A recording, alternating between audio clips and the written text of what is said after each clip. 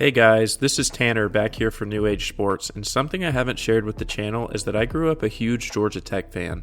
My earliest college football memories are of Calvin Johnson making some of the most absolutely insane catches I've seen to this day. I have logged an embarrassing amount of hours watching his college highlights on YouTube, but being a Tech fan was not always easy. Those Calvin Johnson teams were really fun to watch, but they were pretty mediocre. They lost 5 games in all 3 of his seasons and eventually gave up on playing traditional football altogether. I was 11 years old when Georgia Tech shifted to the Flexbone triple option offense, something so different than what everyone else was doing in college football at the time. As a fan, this was the coolest thing. It was Georgia Tech versus the world, the ultimate underdog taking on sports media and frustrating countless high-profile coaches in the process.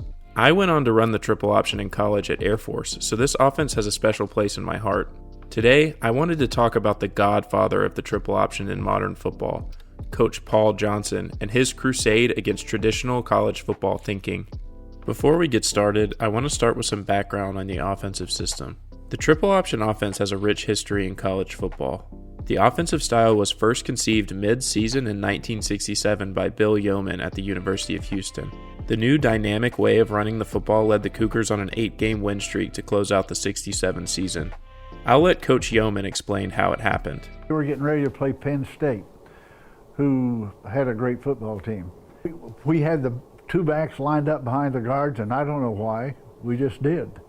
And we were trying to run a dive in against an 8-man front, and we weren't getting much done. So I said, well, since you can't block the guy anyway, just get out of the way.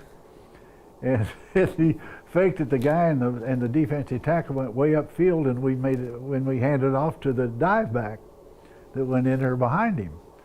From there, the offensive system swept the nation. Texas, Oklahoma, Nebraska, Alabama, and many other historically significant programs implemented their own version of the triple option, and many of those teams ran this system through the 1980s. As passing offenses began to take center stage in college football, the number of top-tier programs running the triple option slowly shrank down to 0.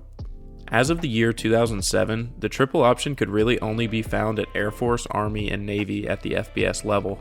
Notably, FCS powerhouse Georgia Southern also ran their offense out of the Flexbone. It makes sense that service academies would stick with this offense, as it helped to counter some of the disadvantages that these schools have in recruiting, like height and weight requirements for military service and strict academic qualifications. But why Georgia Southern? Georgia Southern began running the triple option in the mid-1980s under the direction of head coach Irk Russell and first-time offensive coordinator Paul Johnson. In Johnson's first year as the OC, he wanted to explore ways to best utilize quarterback Tracy Ham, who was a very gifted athlete. His research led him to employing the triple option out of a spread formation. Ham and the entire Georgia Southern offense caught fire in this system, leading some other struggling programs to pursue Johnson's services. Paul spent 12 seasons as an offensive coordinator at Georgia Southern, Hawaii, and Navy before being brought back to Southern for his first stint as a head coach.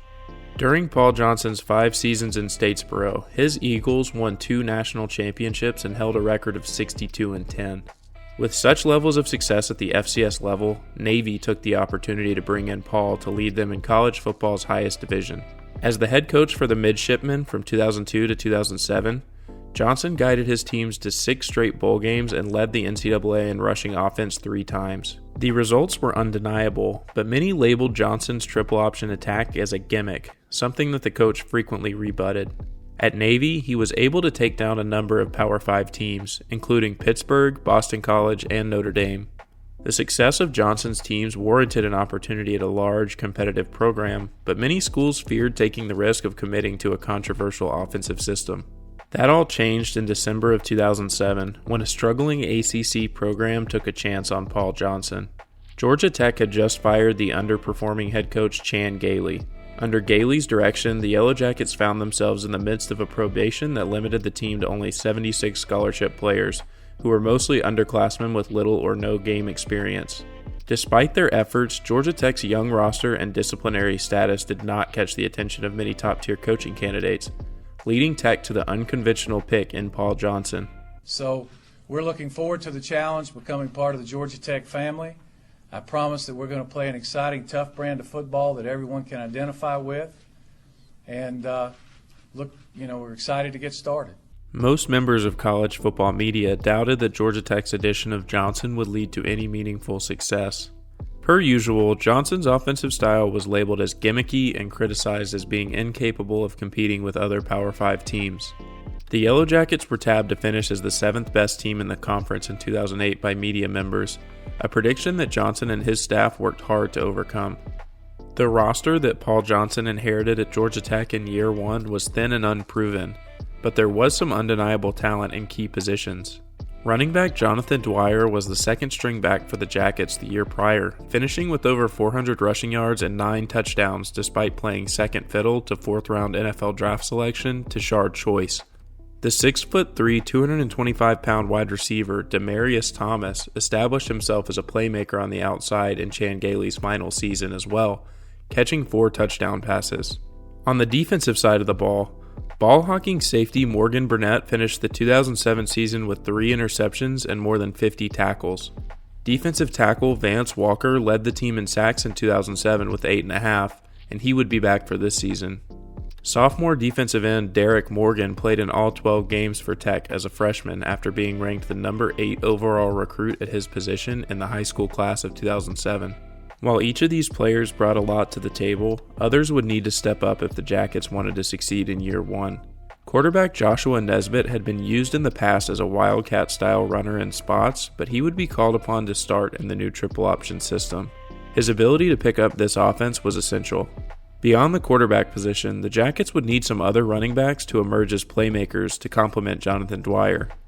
Defensively, the Jackets lost their 4 leading tacklers from 2007. For continuity's sake, many defensive position coaches from the prior staff were retained under the new regime. Those coaches would be relied upon heavily to develop a number of less than heralded recruits, inspiring very little confidence on that side of the ball. If you want respect, you got to earn it. It starts right now. I don't see a lazy step out here today. Let's lay the foundation. After an offseason spent transforming this Georgia Tech team, the new-look Yellow Jackets opened the 2008 season at home against FCS opponent Jacksonville State. No one in the college football world knew what to expect out of Tech and their new offense, but the end result was a pretty standard FBS versus FCS matchup. The Yellow Jackets won 41-14 thanks to some big performances from Joshua Nesbitt and Jonathan Dwyer, who combined for 4 rushing touchdowns, and safety Morgan Burnett grabbed 2 interceptions. In the following weeks, Johnson got his first crack at ACC competition. His team beat Boston College in a tight game and followed that up with a close loss on the road at Virginia Tech. At 2-1, the Yellow Jackets were already playing above expectations when they met up with SEC foe Mississippi State at home in Week 4. Despite not having quarterback Joshua Nesbitt available in this game, Georgia Tech put the pedal down and cruised to a 38-7 victory over the Bulldogs. Although Mississippi State was by no means a powerhouse, this big win caught the attention of college football. Not only were they able to dominate that game, they showcased the full power of their triple option offense. Jonathan Dwyer finished the game with 141 rushing yards and 4 different ball carriers ran in a touchdown. This Mississippi State game was the first win on a 4-game win streak, which culminated in Georgia Tech being nationally ranked prior to a matchup with Virginia in Week 8. Coach Paul Johnson and his squad lost this game with the Cavaliers 24-17, and the doubters began circling the program as the 4 biggest matchups of the season awaited the Yellow Jackets to close out the year. Nobody expected this team to earn victories over any of their last 4 opponents: Florida State, North Carolina, Miami, and Georgia.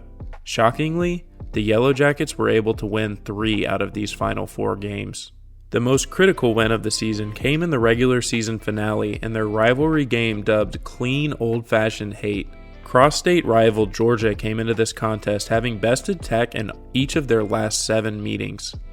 The Bulldogs, led by storied coach Mark Richt, were ranked 13th in the country behind the superstar duo of quarterback Matthew Stafford and halfback Noshawn Marino. Although the Yellow Jackets had proven that they were a tough team, nobody expected them to stand a chance in this contest. Those assumptions were validated in the first half as Georgia cruised to a 28-12 halftime lead. If Paul Johnson and the Yellow Jackets wanted to prove that their brand of football could take down top-tier opponents, this would be the best opportunity to do that in year one. Coming out of the locker room, the Yellow Jackets offense exploded in the second half, scoring 26 third-quarter points behind the running back tandem of Jonathan Dwyer and Roddy Jones. From there, they never looked back, winning a tight game against their bitter rival and ending the losing streak with a final score of 45-42. The Yellow Jackets would fall to LSU in the Chick-fil-A Bowl that postseason, but needless to say, Johnson and his team shattered expectations in 2008. His work was validated in the form of being named ACC Coach of the Year and National Coach of the Year by CBSSports.com. Georgia Tech fans rallied behind their new coach and unconventional play style. A number of Yellow Jackets were drafted in that year's draft, including defensive end Michael Johnson, offensive lineman Andrew Garner, and defensive tackles Vance Walker and Darrell Richard. Although those four would be missed, many of Tech's top stars would be back. Derek Morgan and Morgan Burnett would be back to anchor the defense, while the trio of Joshua Nesbitt, Jonathan Dwyer, and Demarius Thomas would be back to execute the triple option for another year. Despite still being labeled as a gimmicky program in 2009, Georgia Tech opened the season as the 15th ranked team in the country. After a 2-0 start, they stumbled and fell to 20th ranked Miami behind some stellar quarterback play from the Hurricanes' Ja'Cory Harris. This loss knocked them out of the top 25, but nobody could have foreseen what would happen next for this team.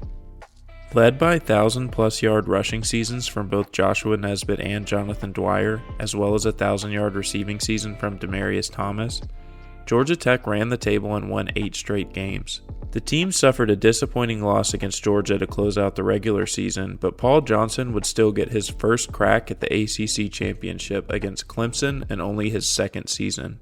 That game was a hard-fought battle that ended with Georgia Tech edging out the Tigers for their first conference championship since 1998. In the 39-34 victory, the defense made the difference. Defensive backs Gerard Tarrant and Dominique Reese each snagged interceptions that proved key in securing the game. Their ACC championship win resulted in their first BCS Bowl appearance against Iowa in the Orange Bowl. It's been a while since Georgia Tech was here. It said 1967, I think, so we had a little dry spell between Orange Bowl appearances. So, our fan base, alumni, everybody's really fired up to have a chance to come down to Miami and play. They came up short 14-24, but despite the bowl loss, Coach Johnson had earned the right to be considered one of the best active coaches in college football. Coach Johnson was rightfully praised for his job in 2008 and 2009, but the 2010 season would present a challenge for him and his staff. Star players Derek Morgan, Demarius Thomas, Morgan Burnett, and Jonathan Dwyer were all drafted. Each of these guys were pillars of Tech's success under Johnson in his first 2 seasons, so replacing them would be difficult to say the least. 2010 was a difficult year for the program, finishing with a 6-7 record after losing in the Sun Bowl to another triple option opponent, Air Force. Criticism around Coach Johnson and his style returned this season. Instead of centering around his coaching, many raised doubts that this team could recruit players who could compete at a high level. Most of this narrative was fueled by the fact that all of Johnson's most successful players were recruited by the prior staff. Jonathan Dwyer, Michael Johnson, Derek Morgan, and Morgan Burnett were all players brought in under Coach Chan Gailey. With the difficult 2010 season behind him, 2011 was Johnson's chance to prove that he could bring in and develop talent to compete in the ACC. Quarterback Joshua Nesbitt graduated after the previous season, so Johnson's recruit, Tevin Washington, would be the starter under center in 2011. Joining him were some other Paul Johnson recruits, wide receiver Stephen Hill, running back Orwin Smith, and fullback David Sims. On defense, the Jackets had lost quite a bit of production in the last 2 seasons. Defensive end Jeremiah Atauchu, safeties Isaiah Johnson and Jamea Thomas, and linebackers Julian Burnett and Quayshawn Neely were all expected to be playmakers in their first full seasons as starters. From 2011 to 2013, this group of players would keep the program afloat. With records of 8-5, 7-7, and 7-6 over these seasons, the Jackets didn't crack many top 25 rankings or make much noise on the national stage. Criticisms of Paul Johnson's recruiting ability and talent development would only continue through this time, especially fueled by the fact that only one of his recruits was drafted in this period, that player being wide receiver Stephen Hill. Georgia Tech had settled into a middle-of-the-road position within the conference, but in 2014, one of Johnson's recruits would help elevate the program back to where it was in Coach Johnson's first 2 seasons on the flats. Quarterback Justin Thomas came to Atlanta as the 9th-ranked athlete in the class of 2012 by 24/7 Sports.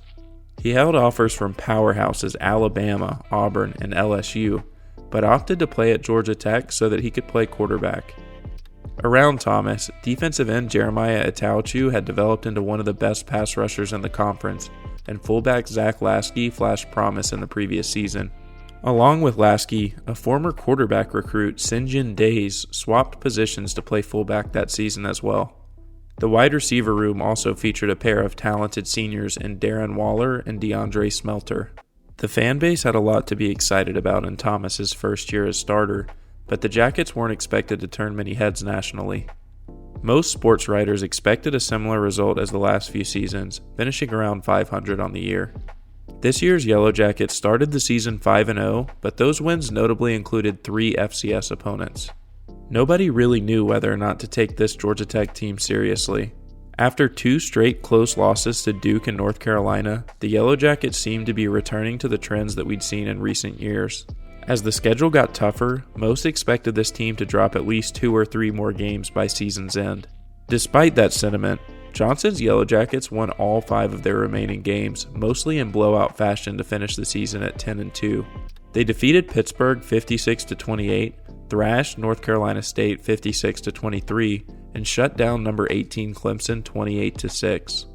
Against number 8 Georgia Tech proved that they were for real this season, edging out the Bulldogs 30-24 on the road. Coach Johnson earned another ACC Coach of the Year trophy, and 8 players took home ACC All-Conference honors. Their 6-2 record in the ACC was enough to qualify this team to play in the conference championship game against number 2 Florida State. The Seminoles were considered a top contender for the national championship, so this would be a major test for Georgia Tech, a team that entered the year with no real expectations. The Yellow Jackets and Seminoles met for a back-and-forth slugfest, with both teams trading leads throughout. Justin Thomas threw for a touchdown to Darren Waller and rushed for one of his own, but Florida State's all-star lineup of Jameis Winston, Rashad Green, and Dalvin Cook were too much for the Yellow Jackets to handle. The final score was 37-35, so although Georgia Tech came up short, they put on quite a show against a team that would go on to play in the college football playoff. Despite this loss, Tech actually climbed in the national rankings to number 10 and would get a chance to play in a New Year's Six Bowl as the ACC's representative. They would get a shot at a Mississippi State team led by superstar quarterback Dak Prescott that seemed like a favorite to make the college football playoff earlier in the season themselves. They started the season 10-0 and climbed to the number 1 ranking for 4 weeks. A close loss to Bama and a difficult loss to rival Ole Miss would derail their season and place them at number 8 for the Orange Bowl matchup against Georgia Tech. Against a stout, proven SEC opponent, the Yellow Jackets engineered a 49-point outburst using their triple option attack. 4 Yellow Jacket ball carriers put up more than 50 yards rushing, led by fullback Sinjin Days with 171 yards and 3 touchdowns on the ground. Quarterback Justin Thomas accounted for 121 rushing yards and 3 touchdowns of his own, while also adding 125 yards and a touchdown through the air to Darren Waller. Waller finished the game with over 100 yards receiving, despite the Jackets only throwing 12 passes. The offense was truly firing on all cylinders in this one, and Paul Johnson was able to deliver Georgia Tech its first New Year's Six Bowl victory under the new playoff system. This Orange Bowl victory represented the peak of Georgia Tech football under Paul Johnson. After that triumphant 2014 campaign, things would begin to get a little rocky on the flats. The Yellow Jackets, despite returning quarterback Justin Thomas, struggled to get things going on offense. Nearly all of the team's impact players at the running back position departed, leaving the load to be split between transfers and underclassmen. They finished this difficult season 3-9, losing all but one conference game. Despite this ugly finish, 6 of their 9 losses were by 1 possession or less. It also merits mentioning that their one conference win came against Florida State, who was a top 10 ranked team at the time. The low-scoring affair was highlighted by Lance Austin, who returned a blocked FSU field goal attempt for a touchdown as time expired to win the game. The Jackets pick it up back at the 25, and Austin is returning it down the left sideline, past the 50, past the 30, inside the 20. You gotta be kidding me! And he scores! He scores! Lance Austin! This game, which has been dubbed the Miracle on Techwood Drive, as well as a tight 13-7 loss to rival Georgia, were key indicators that this team was better than their record.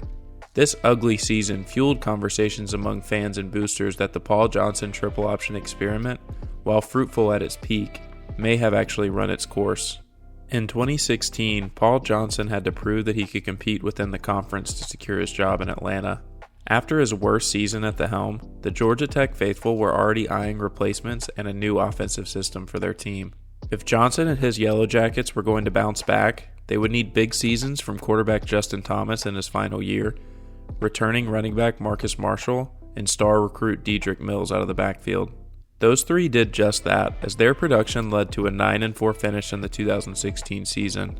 The Yellow Jackets' return to form was highlighted by two huge road victories at number 18 Virginia Tech and at Georgia.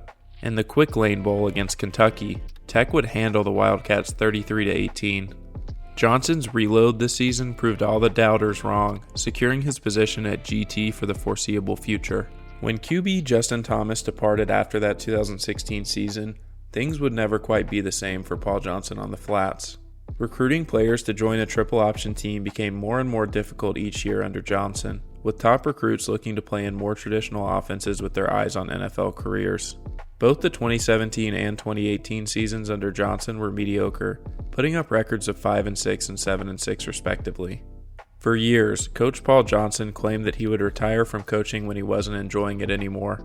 After 2 middling seasons at Tech, that time came. I'd been thinking about it for a while, and this was the 40th year, and really I just need a break. I'm not sure that I'm through coaching, but I'm going to take some time off with the family and decide if I like it, and if it works, it'll be great, and if it don't, I'll resurface somewhere else.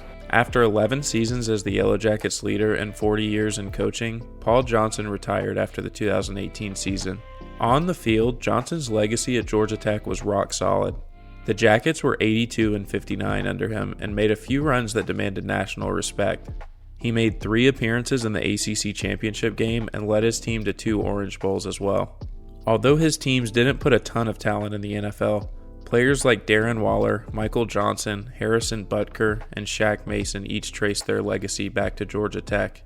Perhaps more significant than any team performance, many players remember Coach Paul Johnson for what he was able to accomplish on the operations side of things. He fought for years to modernize the team's facilities and improve the state of equipment.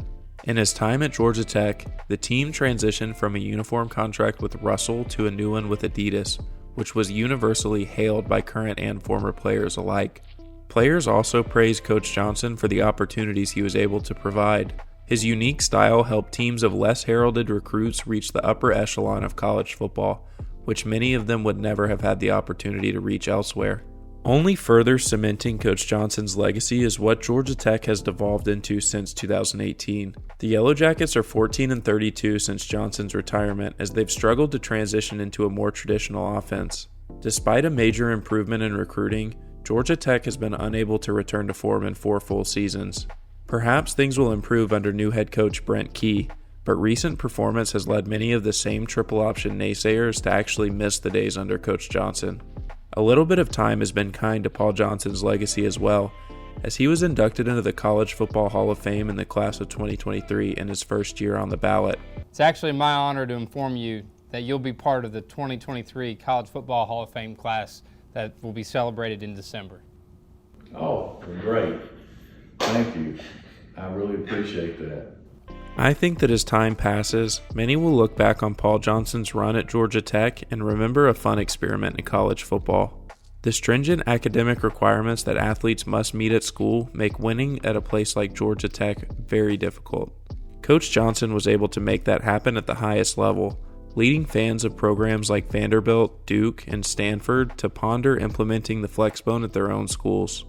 Johnson's legacy also lives on through his coaching tree, as former assistants Jeff Monken and Brian Bohannon have had tremendous success with the offensive system at Army and Kennesaw State. If nothing else, Georgia Tech football was just a lot of fun to watch and gave fits to a number of coaches who just could not figure out how to stop the offense. We may never see the triple option run at such volume by a Power 5 team ever again, but it was really fun while it lasted.